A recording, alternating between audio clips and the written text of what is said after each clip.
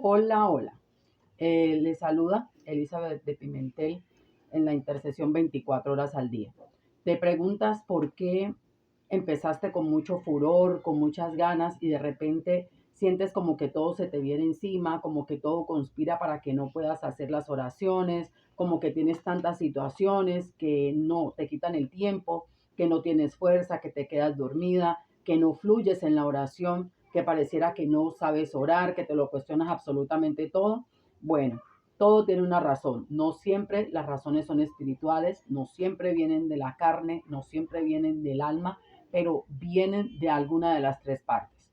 Hoy vamos a encontrar razones espirituales por las que de pronto, habiendo empezado con mucho fuego y con muchas ganas, de repente te encuentras de que te estás durmiendo en medio de la oración o a la hora de hacer la oración, o que cuando te dispones para orar, entonces tienes mucho sueño y estás cargada de cansancio.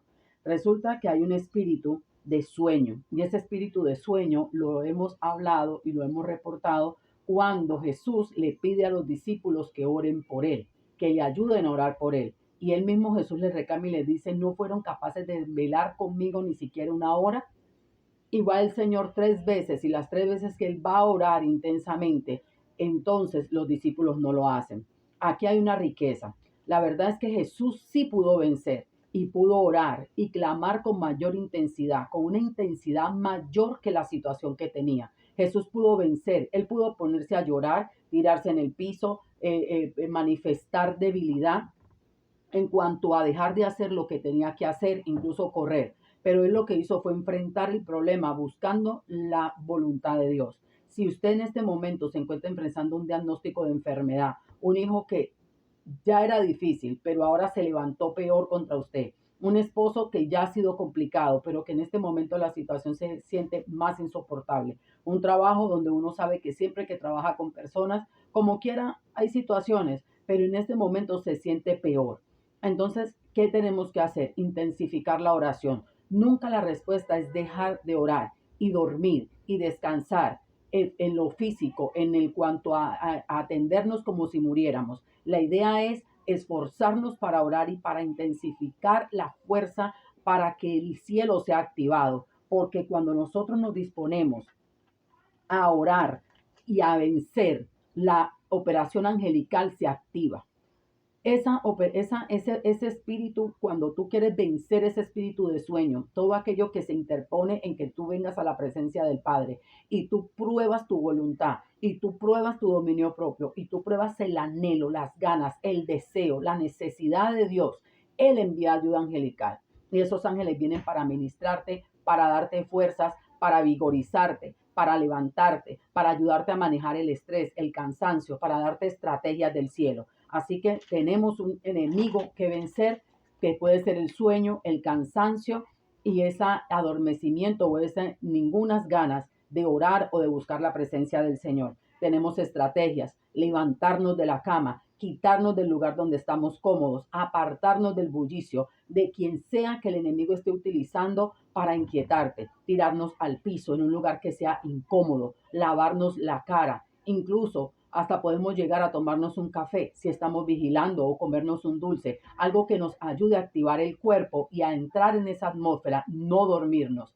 Ok, no puedo orar una hora, no puedo velar tanto tiempo, pero voy a acostarme después de que vele y le aseguro que una vez que usted se levante y se disponga, se va a asombrar de cómo usted va a vencer y esos 20 minutos, esos 10 minutos que iba a tomar para hacer su intercesión antes de irse a dormir, fácilmente se pueden convertir en 3, 4 horas o más de la hora que usted pensaba y usted ni cuenta se va a dar. Primer enemigo a vencer, el sueño, el cansancio. También tenemos un espíritu de distracción.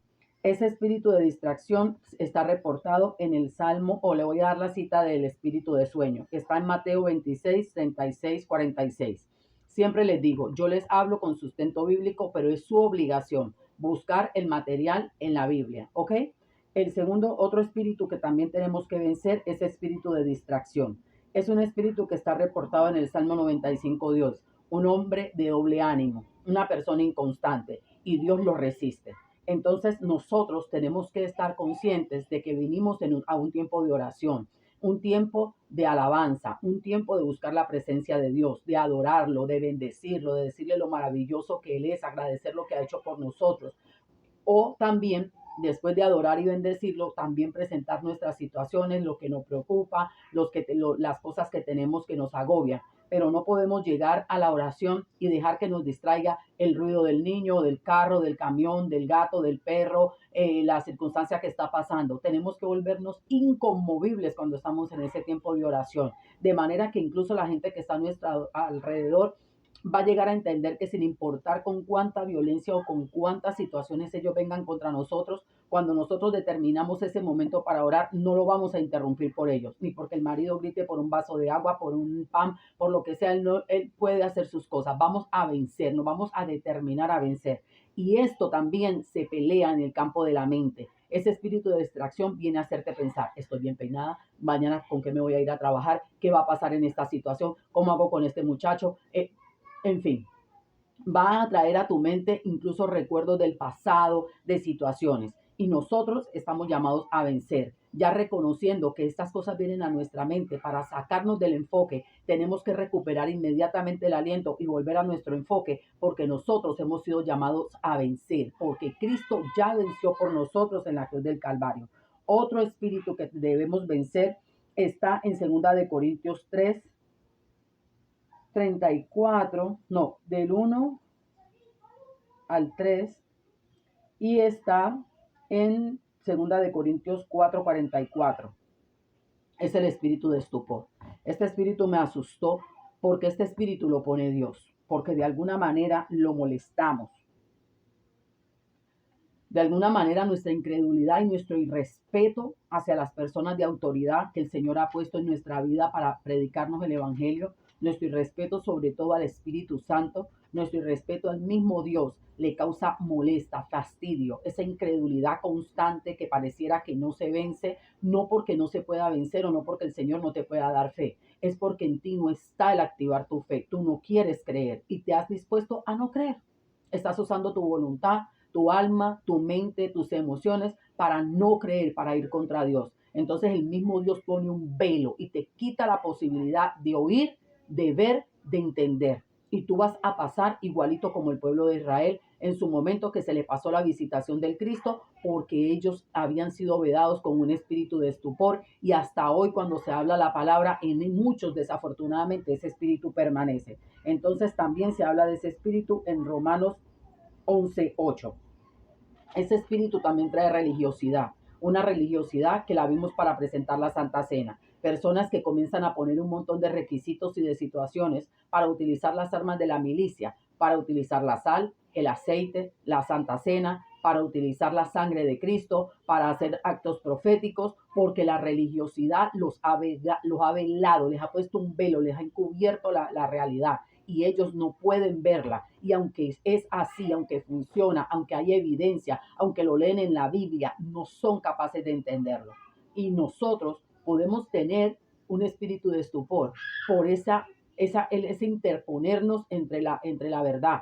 Muchos no recibimos sanidad ni salud porque nos hemos determinado a no creer. En medio de la administración de un culto, en medio de un video que usted está viendo donde se está ministrando, el poder del Espíritu Santo que el Señor ha depositado en mí tiene que salir a través de estos videos y usted tiene que recibir salud, tiene que recibir sanidad de su alma y tiene que ser ministrado con el poder del Espíritu Santo para en medio de las oraciones y de las declaraciones de poder que se hacen, no de la boca de una persona, sino que el Espíritu Santo usa a la persona, al evangelista, al profeta, al maestro, al intercesor para que te ministre, de manera que tú puedas recibir esa unción del Espíritu Santo y por medio de él, de la sangre de nuestro Señor Jesucristo, recibir cuanto sea que se te haya dado para recibir. Ahora bien, también hay un espíritu de engaño. Ese espíritu de engaño iba a ser desatado para los últimos tiempos y absolutamente está. Una cantidad de doctrinas que vinieron de los cautiverios. O sea, nos trajeron, nos enseñaron un montón de cosas que son culturas extrañas, de Sodoma, de Gomorra, de Babel, de Grecia, de Persia, de Roma, y de todas las lugares que la Biblia reporta y algunos que el mismo Dios incluso borró la memoria de estos pueblos porque le desagradaron.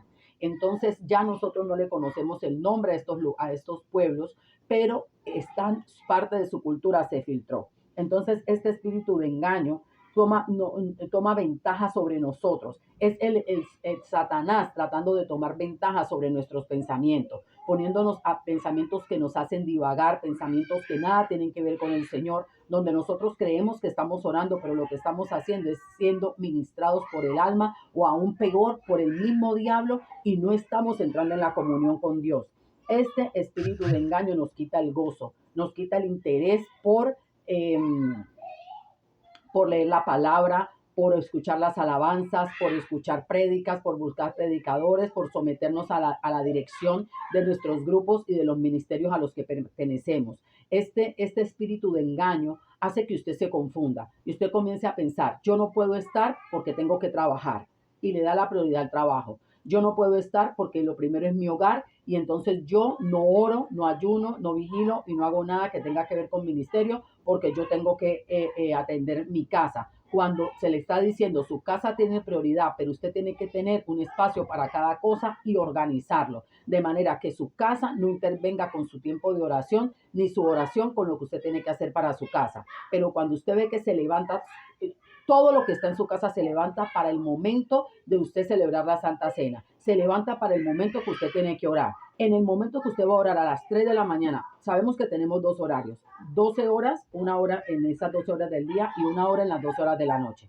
Resulta que en las 12 horas de la noche usted tiene solo 1 hora en la que usted ora, por obligación en el grupo. Las demás son porque el Espíritu se las puso o porque su anhelo se lo permite. Y a la hora que usted se levanta para orar, es la hora donde su esposo, su hijo, el vecino le da por llamarla.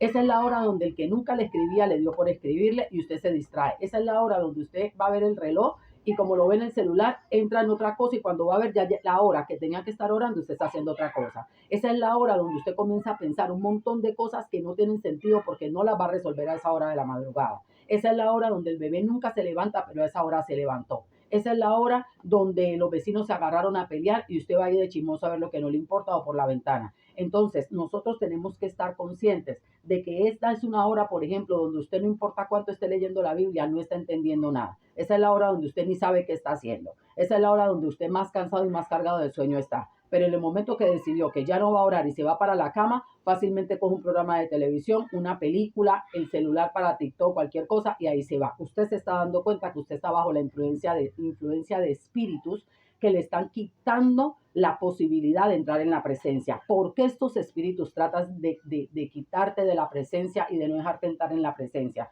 Porque cuando tú entras en la presencia, como ya dijimos, activa la actividad angelical. Los ángeles vienen, ellos descienden, suben con tus mensajes, traen tus respuestas. Los ángeles traen órganos para cambiar los órganos enfermos de tu cuerpo. Los ángeles se apresuran a pelear tus batallas. Los ataques que Satanás planeó en la madrugada son destruidos en un minuto donde tú te conectas en oración.